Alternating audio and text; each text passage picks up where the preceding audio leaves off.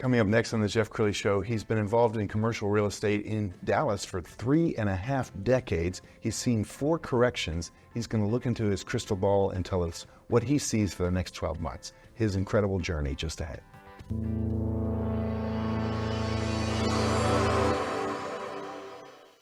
Many are predicting that the worst is yet to come, which is unfortunate, said one person here.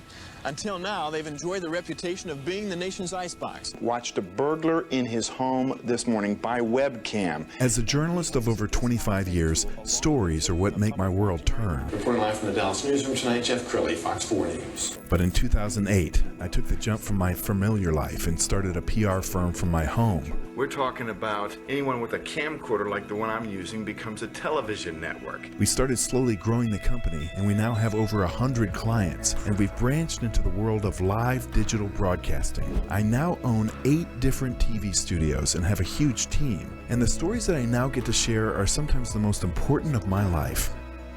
Life has a funny way of coming around full circle. This is the Jeff Crilley Show. Well, the last 2 years have been fairly rough for commercial real estate. I think part of it has to do with COVID and kind of the back to work, back to the office space. But when you talk about commercial, it's not just office. I mean, there's warehouse, there's industrial, there's a lot of commercial real estate out there, and especially here in Dallas-Fort Worth. The market is strong. To talk about that is Blaine Cook. He heads up Cook Commercial Realty. Thanks for coming on the show. Jeff, thanks for having me. I want to start with your background. So you didn't start out in commercial real estate.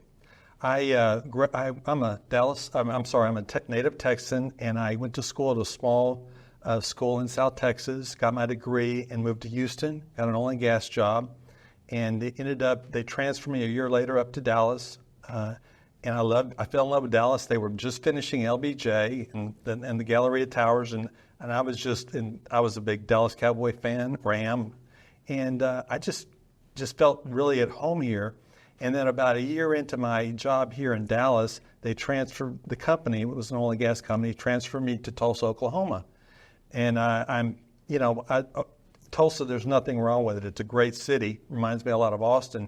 But I knew that why they did that was because they wanted me to expand the market, and they would probably have left me there for like 20 years.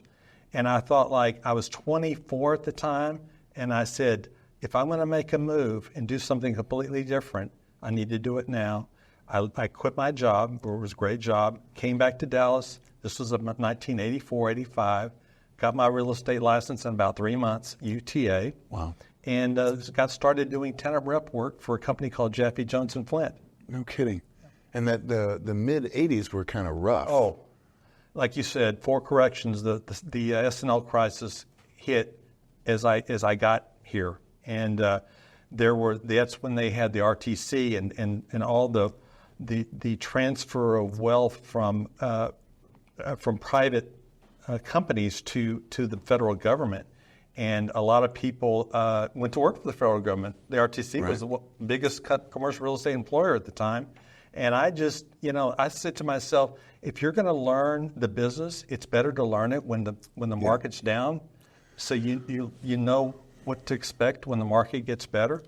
And like I said, I started in 1985, which was just about the time of the S&L crisis. And what 35 years in real estate brings you is wisdom. Hopefully. Because while somebody in their 20s hasn't experienced all this before, you're able to say to your clients, hey, there are buying opportunities right now. That's correct. So let's show some of your current listings. And as we scroll down your listings page, talk about the type of properties that you specialize in. So my verticals are land, raw land, industrial, office, and retail. And currently I have 2 land listings in, a warehouse and a land listing in the Cedars, which is just south of downtown. And I've got a 5-acre, actually a 12-acre site in Arlington that's on South Cooper between 287 and 20. And the Cedars is really coming on strong. It's crazy, Jeff. The prices in the Cedars are so really out of touch with the market that it's been very slow. There's not anything going on because the prices have gotten, in my opinion, out of whack. So let's describe what a perfect client looks like for you. Okay. I had a doctor client that I put in some space. This was around Baylor back in the 80s. And he was doing very successful in growing. He was an ophthalmologist. And he goes, why am I leasing space when I'm not, because I'm paying rent that does not allow me any equity. Let's go find a building. I'll buy it and I'll fill it up and I'll be able to own it in 25, 30 years. And I'll have this real estate asset. And so we found him about a 30,000 square foot building down there. He bought it, and I helped him lease up some excess space, and he's been my client ever since. Outstanding. Yeah, I bet you've done so many multiple deals with the same client. Yes, I've tried to. Let's talk about your business philosophy, because I always take the old adage, do what's right for the customer every single time. Don't work in your own best interest, work in their best interest. And I'm sure you live that same motto. Yeah, our business has a bad rap at times because people are chasing the commission instead of solving a problem for our clients. I choose to give me the problem, let me solve it, and let the cards fall where they may. Wow. And I believe that, and I also believe in mentoring. I believe in bringing, this is a very tough business, and people I tell people all the time, you're not going to make any money, maybe for a year, maybe 6 months to a year. So, have a nest egg or work a part-time job or whatever, because I don't want you to fail in 2 months because you ran out of money. You need to plan ahead, and so I love to mentor people and educate them about how the business works, and it's not for everyone.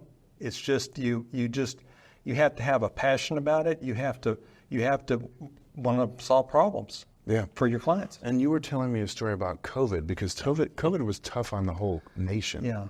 Well, I don't get to tell this story that much, and many people don't know this, but when COVID hit, everything shut down. And at the time, I had an industrial building on Beltline in Addison, and actually it's Carrollton, that was actually a pretty active building, but everything shut down. People didn't know what to do. They didn't want to renew a long-term lease. They didn't even want to do a short-term lease. And so my income from deals that I did there dried up, and I didn't know what to do. So as I told you, this was like in early 2020 or 21, I'm not sure. I knew that I needed to do something, but I didn't want to give up my real estate. So I basically got a job at Amazon at a warehouse that they worked shifts from 6 p.m. to 6 a.m. I would go there after work, 6 o'clock, and basically what they did was they made T-shirts for all of Amazon. And this was a big warehouse, and all I did all night was push cards with T-shirts to and from the printer, and I basically was on my feet all night. But it was a blessing because Amazon has great health insurance. I didn't have any health insurance at the time, and I was able to pay a lot of bills because I worked at night, and then I'd get a couple hours sleep in the morning, and I'd get up and do my real estate. And so I did that for 8 months, and it saved me from having to get out of the business. Wow. Well, I respect you so much, because what that says is hustle. Thank you. You'll do whatever needs to happen to make sure that the light bill is paid, and that's the kind of person that I think inspires customers. I mean, I'm proud of you for sharing that story. We're going to show some video of DFW, because when the media starts talking about the housing market or the real estate market, often they're talking about like the national story and not the Dallas story. And I could be mistaken, but I think something like 100,000 people move here every year. So the Dallas market is different than the rest of the country. It's to me, it's a good and good news, bad news story. The good news is we are probably in the best business market, which involves real estate in the country, maybe other than South Florida, I don't know. But people are moving here because of the low cost of living, no state income tax, plenty of jobs, plenty of good-paying jobs, and plenty of places to live. In other markets, they're not so lucky, and that's the good news. The bad news is we were used to being able to. Our story was low cost of living, business friendly, so forth. Well, that brought us all the people, and then real estate, like everything else, goes up with the market, with the supply and demand. We have more supply now than we need, but we're also filling it up with these people that are transplants. So I don't know whether we're going to have, if when we were going to talk about some sort of correction, which we feel is possibly going to happen. Sometimes you need corrections to happen because it balances the equation. Will office space ever come back? Maybe that's not on Main and Main or Uptown. Maybe not, probably not. So what are you going to do with that space? Well, maybe you need to do something different, like repurpose it and do something else. But the great news is businesses are moving here and banks are moving here. I think they're even talking about an exchange moving here. So we're going to, for maybe the next 30 years, we're going to probably be the place to do business. I agree with you, Blaine. I wouldn't choose any other city in America. I mean, they say nice things about Nashville, and I respect that, but Dallas, if you can't do business in Dallas, you can't do business. You're right. It is competitive and it is dynamic, but I wouldn't want to be if I'm going to do what I do and want to be successful and want to survive and thrive, I'm going to do it here. Outstanding. You've been an amazing guest. We're going to end with your website, which is ccr-dfw.com. The great Blaine Cook. Thanks for coming on the show. Thanks, Jeff. I appreciate it. That's it for now. We'll see you next time.